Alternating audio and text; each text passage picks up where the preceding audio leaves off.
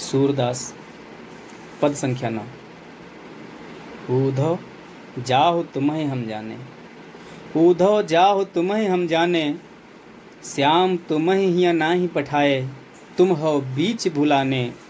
ब्रज नारिन सो जोग कहत हो, बात कहत न लजाने।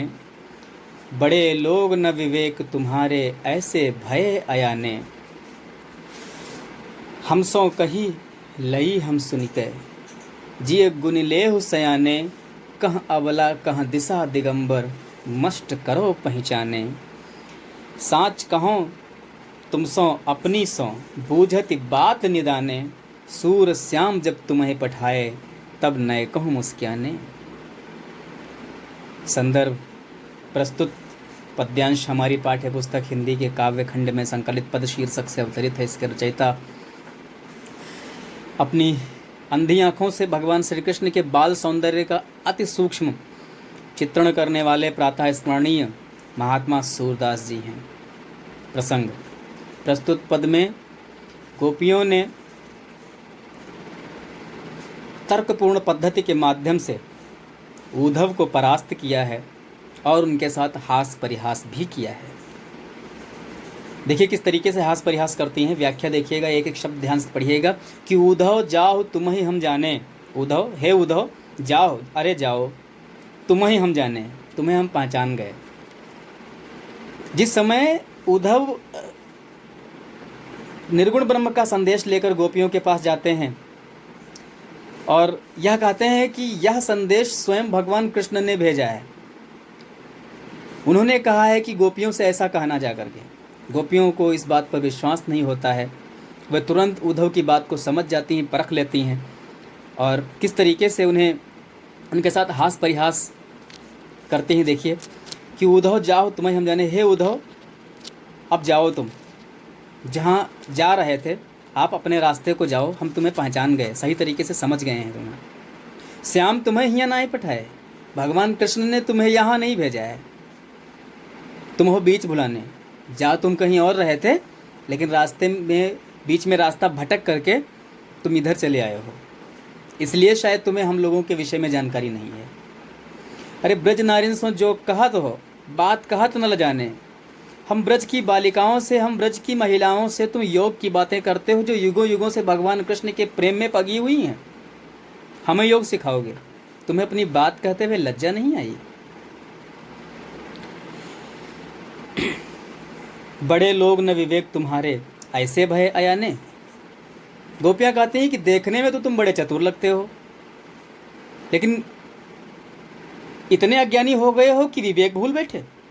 तुम्हें सोचने और समझने की तनिक भी शक्ति नहीं बची है। बड़े लोग, बड़े मतलब चतुर, होशियार, विद्वान, तुम देखने में तो बड़े विद्वान और चतुर लगते हो।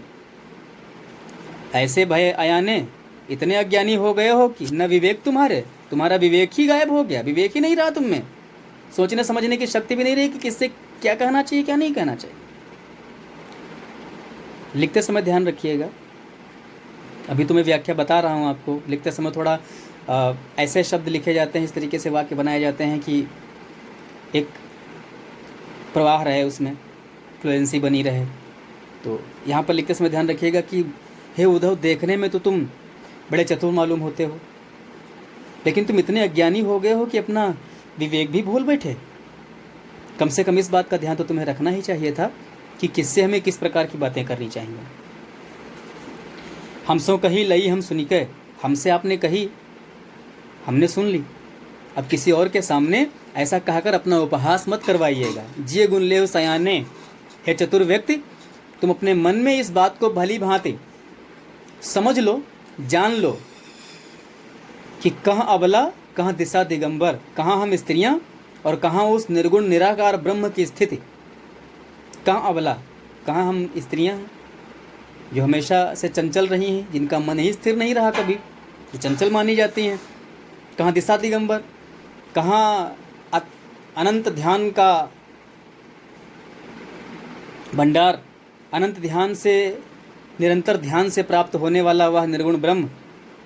बड़े बड़े योगी जिसके विषय में कुछ समझ नहीं पाए, जान नहीं पाए, उस निर्गुण ब्रह्म के की उपासना करने को आप हमें बता रहे हो। कहाँ अबला, कहाँ दिशा दिगंबर, कहाँ हम स्त्रियाँ और कहाँ उस निर्गुण ब्रह्म की स्थिति। मस्ट करो पहचाने, बस करो अब मत बोलो कुछ, हम तुम्हारे ज्ञान को भली भांति पहचान चुके हैं। मस्ट करो मतलब बस करो, रहने दो, अब कुछ मत कहो, पहचाने, हम तुम्हें भली भांति पहचान गए हैं। साच कहो तुम सो अपनी सो। गोपियाँ अंत में उद्धव से कहती हैं कि हे उद्धव, मैं तुम्हें अपनी कसम दे करके पूछती हूँ, पूछत बात न देने, अपनी बात का सिर्फ निवारण करवाना चाहती हूँ तुमसे। बस इतना बता दो, सच सच बताना कि सूरश्याम जब तुम्हें पठाए, सूरदास जी कहते हैं गोपियाँ उद्धव से कहती हैं कि हे उद्धव, जब भगवान कृष्ण ने तुम्हें यहाँ भेजा था तब नैको मुस्कुराए, तो क्या वे तनिक भी मुस्कुराए थे? अर्थात यदि उनकी होठों पर मुस्कुराहट नहीं आई होगी तो उन्होंने तुम्हें बेमन ही भेजा होगा। यहाँ काव्यगत सौंदर्य लिखेंगे, काव्यगत सौंदर्य में देखिएगा यहाँ पर एक शब्द आप देखेंगे, एक लाइन देखेंगे कि साँच कहो तुम सो अपनी सो, तो वही लिख दीजिएगा पहले बिंदु में। काव्य सौंदर्य में पहला बिंदु लिखेंगे कि प्रस्तुत पद में कसम देने की बात से गोपियों के हृदय का अनंत प्रेम परिलक्षित होता है। प्रस्तुत पद में कसम देने की बात से कृष्ण के प्रति गोपियों के मन का अनन्य और अगाध प्रेम परिलक्षित होता है। ये हो जाएगा पहला बिंदु आपका। भाषा ब्रज, शैली गीतात्मक, रस वियोग श्रृंगार, गुण माधुर्य, शब्द शक्ति, अभिधा और लक्षणा,